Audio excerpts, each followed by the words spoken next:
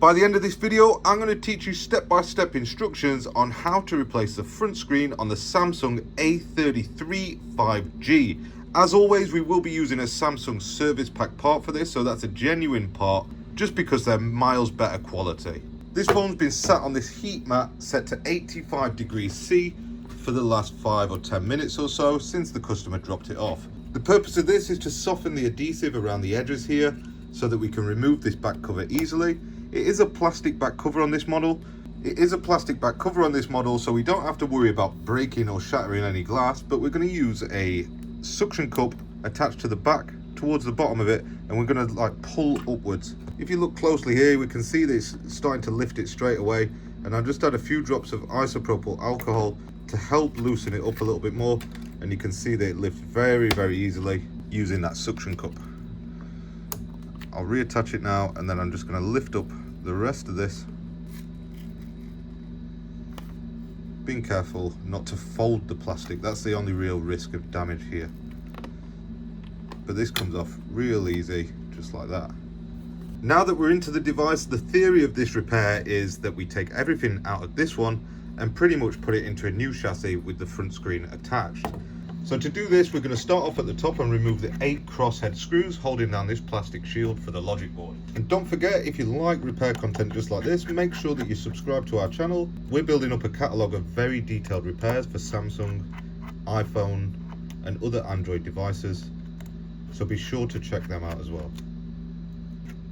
All these screws are the same size, so don't worry about muddling them up, just keep them in a safe place for reinstallation later.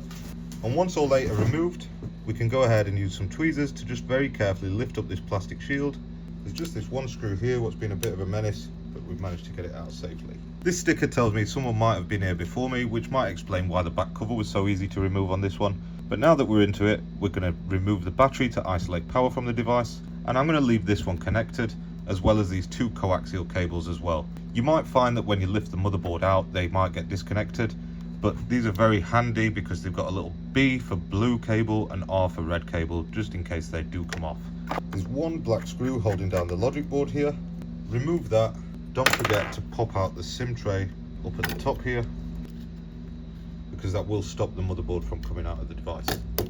I'll leave this board in for now, whilst I go down to the bottom of the device and remove the other 7 crosshead screws that hold down the loudspeaker and plastic cover for the subboard. If you're having a go at this repair yourself, let me know how you get on in the comments below. And if you think I've missed any details or there's something important what I've not told you, then make sure that you stick it in one of those comments as well. Now that they're removed, can you see this small arrow here? That's pointing to a prime point, and we just flick off that back cover very, very easily with the tweezers. I'm now going to disconnect the display cable, which is the one just here, using the plastic spudger. And then I'm going to use the tweezers underneath that flex so that I can just unstick it from our subboard, because that's going to be in the way when we remove it. One little black screw holding down that subboard. Remove that now and store it safely for later. And now for the fingerprint sensor, I'm just going to very carefully pry that out with some tweezers, but leave it attached here, and then do the same for the subboard so that we can just slide it out like that.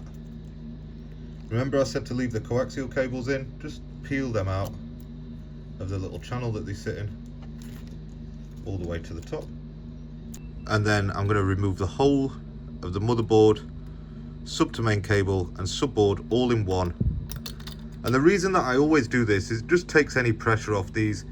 These connectors can be very fragile, so if we reduce the amount that we're moving them around, it's just a safer way of repairing. So that comes out all in one like that. As for the battery, this is probably the hardest part to remove on the device. We're going to soak it in isopropyl alcohol around all 4 of the edges and let that soak in for a minute or 2. And whilst keeping it on the heat mat, notice that I've done the whole repair on this heat mat whilst it's turned on. It's not going to do any damage to anything. I'm going to attach the suction cup and I'm just going to lift it up very carefully, prying it up. And that was easy to take off just because it's been sat on this heat pad for such a long time. Remove any of the leftover adhesive from the battery and then just put that to one side for reinstallation later. I've said it before and I'll say it again, there's only one way to do these, and that's using the genuine Samsung service packs where you can get hold of them. I know they're not available for everybody, but this is quality. It comes, like I said, with the chassis and the frame already attached, the screen, the ear speaker, the buttons. The only thing that I need to transfer over is the vibration motor that I've not already removed, and that's very simple as well. We just need to get the tweezers underneath it and pop it out like that. Hopefully the adhesive stays attached because that's reusable too. And we're just going to start repopulating this new chassis, starting off with that vibration motor, followed by the battery. Make sure that that's secured down properly. Now I'll just make sure that any peels are removed from the camera areas there and there. And remember how we took all that motherboard, subboard and flex cable out in one? It's exactly the same going back into it. Lay it in place, make sure that front camera sits underneath first. That's secured down. In terms of these two coaxial cables, the red one sits at the bottom with the blue on top. And if you give that a little push down, it's got those little metal bits what clip it in on the blue one. Now we can make sure that this is lined up. The easiest way to do that is to make sure that this charging port goes in first. There was one screw holding down that subboard just here. And then the display cable, or as Samsung call it, the octa cable. I'm not sure why they call it that, but that's, if anybody knows, let me know in the comments. That re-secures just here.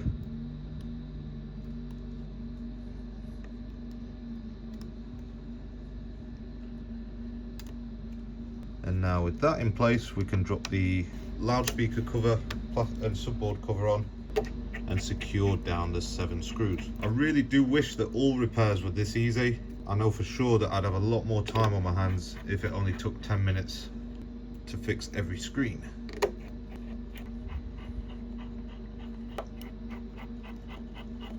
With all 7 of those screws back in place, let's go back up to the top now, re-securing the single black screw right in the middle of the logic board, connecting the battery back up, and then again we've got that plastic cover what goes over the top of everything.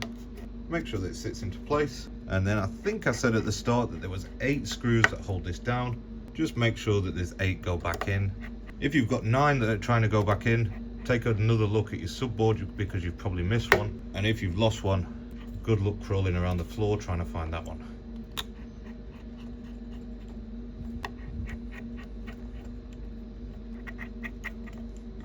With everything put back together now, we can re-secure the back cover into place.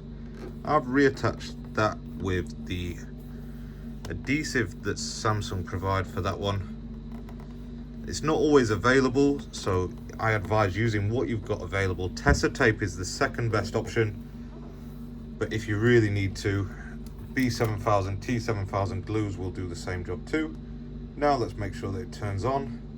Seeing that Samsung logo is always good news and music to my ears, or music to my eyes, whatever. That just about completes this repair. Thank you for watching and see you in the next video.